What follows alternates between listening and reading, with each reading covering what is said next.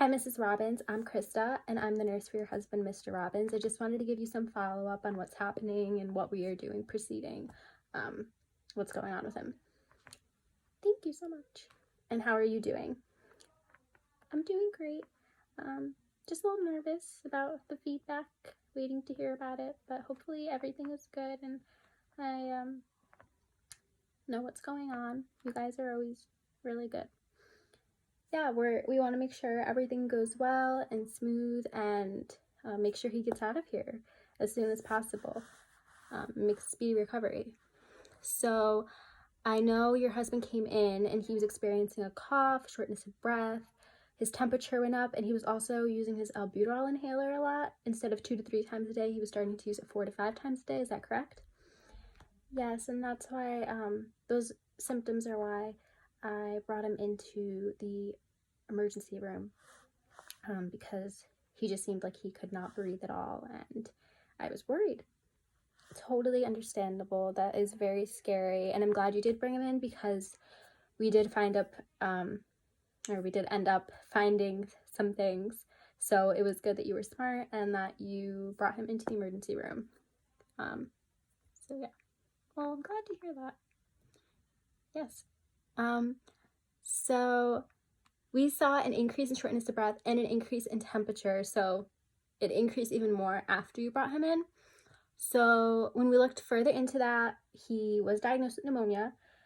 Oh my God. I know it does sound scary, but we are going to, it sounds scary, but we acted quick and we're taking very good measures, and we're making sure he gets a fast recovery. He already seems to be doing like better than he was a few hours ago. So, you know, I know pneumonia is definitely a scary thing for anybody, especially in our older populations, but we're doing our best and we acted quickly. So I'm definitely glad you brought him in. Okay, well, I'm glad to hear that. I'm very happy I brought him in. I am too. You definitely helped your husband a lot. That was smart. So I just want to add, so as he continues to stay in the hospital, the doctor wants your husband to continue taking his albuterol and Atrovent, which are both bronchodilators that help to decrease inflammation in the airways, which you probably know from him taking it in the past. But we just want to remind you that albuterol is the short-acting bronchodilator, so this is going to be what we want you to use, or what we want your husband to use for any emergency type situations. So say he's just, he literally can't breathe and he needs that really quick relief, we want you to give him the albuterol. The Atrovent is more of maintenance, so it's more of long-term relief. So that wouldn't provide relief quickly compared to the albuterol. So we just wanted you to be aware of that. We also switched his metformin to Novolog in the hospital, just because Novolog is a fast-acting type of insulin, and we want to make sure that we're able to monitor his glucose levels because we know he has type 2 diabetes. So with the Novolog, it's faster, and it also helps us to see on a sliding scale what his glucose is and how much of that insulin we're going to have to give him. So a sliding scale is basically, it gives us a amount of like a glucose level. So if it's between, say, 0 to 150, we're going to give your husband 2 units of the Novolog. Or say it's 251 to 300, we're going to give him 6 units of Novolog. So the higher the glucose level, the more of that Novolog we're going to give. And that's just temporary. It's for the hospital only, and we are only going to do that here. So once he's ready for discharge, you don't have to worry about Novolog. We'll put him back onto metformin. It's just something we want to do for precautions, and it's just easier for us.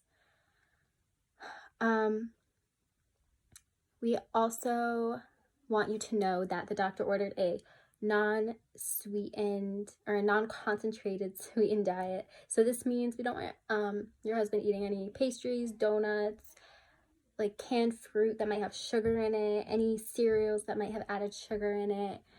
We want him to kind of eat a lot of veggies and fruits that are low in sugars, low in concentrated sugars to be exact. So if you see him or hear him ordering something over the phone for the hospital, when he's ordering lunch or breakfast or whatever, or if you see it on the plate, make sure you remind him, try to remind him, you can't eat that because you have diabetes and the doctor recommended, not to eat this when you're here. So, okay, perfect. I always tell him at home, not to eat any of that stuff, but it's really hard because he does have a sweet tooth.